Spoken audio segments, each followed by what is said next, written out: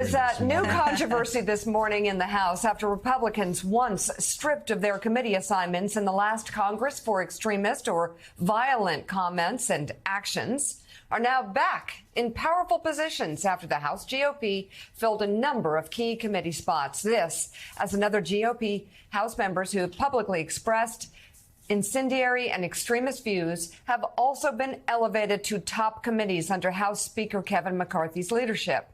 According to the Washington Post, citing sources, Republican Congresswoman Marjorie Taylor Greene of Georgia will be seated on the Homeland Security Committee and the House Oversight and Accountability Committee.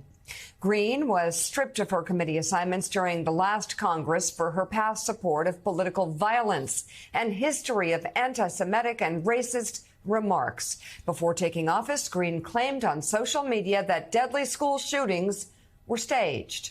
She liked posts calling for the execution of Democratic leaders and federal agents. She once endorsed claims that 9/11 was perpetrated by the U.S. government and supported the baseless theory that space lasers owned by a Jewish cabal had caused one of California's deadliest So, Richard Haass, we have much more. I just want to stop us right here because, you know, kind of painful. We didn't mention the names that we're mentioning now. We really didn't mention them. I didn't mention Marjorie Taylor Greene when she was a backbencher much, and we didn't talk about other backbenchers that much because it's like, you know, they wanted to get press.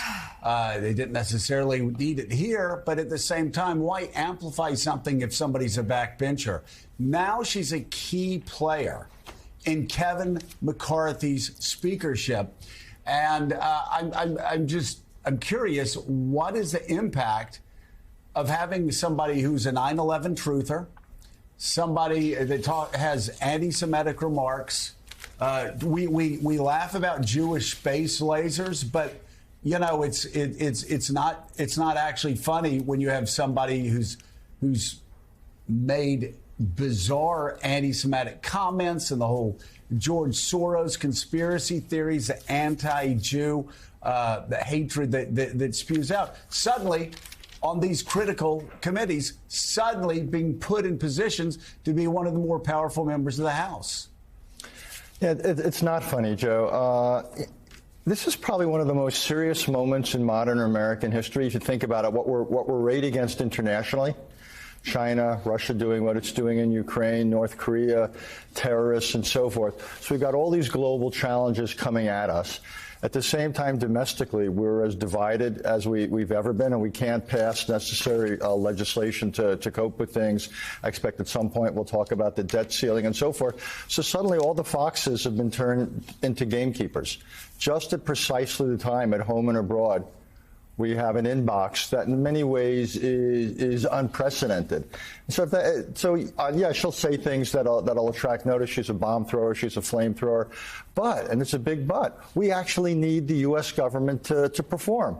And these are people who aren't interested in governing. These are more performance artists. So yeah, I actually, once we scratch through it and get down to it, the idea that these people now have the obligation to govern without any obvious capacity to govern ought to give people more than a little pause. So we're talking about Marjorie Taylor Greene there. Also, Republican Congressman Paul Gosar of Arizona will be seated on the House Oversight Committee as well as the Natural Resources Committee. The House voted, you'll remember, in November of 2021 to censure Gosar and remove him from his committee assignments after he tweeted an altered video depicting him killing Democratic Congresswoman Alexandria Ocasio-Cortez and swinging two swords at President Biden. Republican Scott Perry of Pennsylvania, Lauren Boebert of Colorado also will be seated on the House Oversight Committee along with Greene and Gosar. All four voted against certifying President Biden's 2020 presidential win after the January 6th Capitol insurrection. And they are some of President Trump, of course, most fervent supporters in the House. Democrats have been highly critical of Boebert in particular, citing her repeated anti-Muslim attacks against Democratic Congresswoman Ilhan Omar. Boebert also said at a Christian conference last year that Jesus didn't have enough AR-15s to, quote, keep his government from killing him. Congressman Perry reportedly sought a pardon and was heavily involved in former President Trump's plan to overturn the 2020 election. Perry also will sit on the House Foreign Affairs Committee. And Republican Congressman Andy Biggs of Arizona, who also reportedly asked for a presidential pardon from former President Trump to excuse his role in trying to overturn the 2020 election, will be a member of the powerful House Judiciary Committee. So, George Conway, it is official now, the capture of the Republican Party by these people, these Trumpists, these insurrectionists now is complete as they hold actual power in the Congress. Well, at least we have a country where anybody can be elected to Congress, no matter who they are or pretend to be. It's horrible. It's terrible that these people are in a position of power. They aren't serious about governing. They absolutely, it's all performance art to them, and it's awful. Yeah, it absolutely is. And Jen Psaki, somebody supporting Donald Trump, that's one thing. I mean, 75 million people supported Donald Trump. Yeah. So that's obviously not an issue on committees.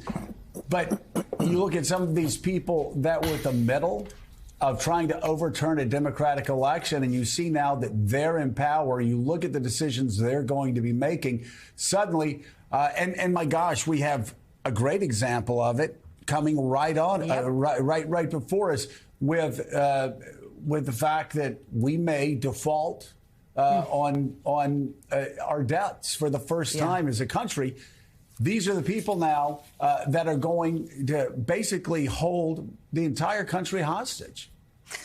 That's exactly right, Joe. And, I would say on the debt limit, you have Kevin McCarthy, who has not told anyone, or some people may know, but we certainly don't know. The public doesn't know what he promised to the extreme wing of his party as it relates to the debt limit. We know he promised cuts. So the devil's in the details always, right, in discussions in Washington, especially when you're dealing with the crazy train. And what we're talking about here with the debt limit is potentially major cuts to domestic programs. That means Medicaid, Medicare, Social Security, veterans programs, housing.